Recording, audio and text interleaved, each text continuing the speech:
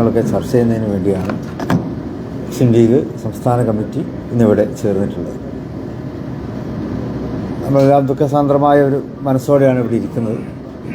അതിനിടയ്ക്ക് ഇപ്പോൾ നമ്മുടെ MLA നജീബ് കാന്തപുരത്തിന് അദ്ദേഹത്തിനെതിരെ കൊടുത്തിട്ടുള്ള കേസിൽ നജീബ് കാന്തപുരത്തിന് അനുകൂലമായൊരു വിധി ഹൈക്കോടതിയിൽ നിന്ന് വന്നിട്ടുണ്ട് എന്നുള്ളൊരു ആശ്വാസം നമുക്ക് ഈ സന്ദർഭത്തിൽ ഇവിടെ ഉണ്ടായിരിക്കുകയാണ്.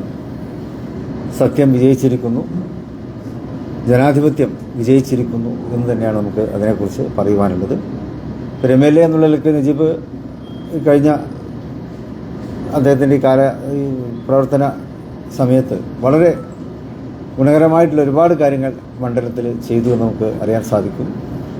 വിദ്യാഭ്യാസം, സാമൂഹ്യം, സാംസ്കാരികം, അതുപോലെ തന്നെ മറ്റ് തൊഴിൽപരം ഈ കാര്യങ്ങളിലൊക്കെ തന്നെ അതിനേക്കാളെല്ലാം ഉപരി വികസനപരമായിട്ടുള്ള കാര്യങ്ങളിലും നജീബ് കാന്തപുരം വലിയ തരത്തിൽ അവിടുത്തെ ജനങ്ങളെ സേവിച്ചു എന്ന് നമുക്ക് മനസ്സിലാക്കുവാൻ സാധിച്ചു.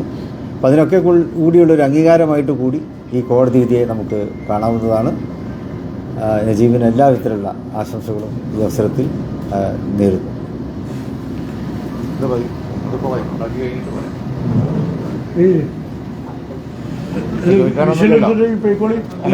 ചോദിക്കാനൊന്നുമില്ലല്ലോ. ശരി, യോഗം കഴിഞ്ഞിട്ട് വിഷയം എടുത്തോ.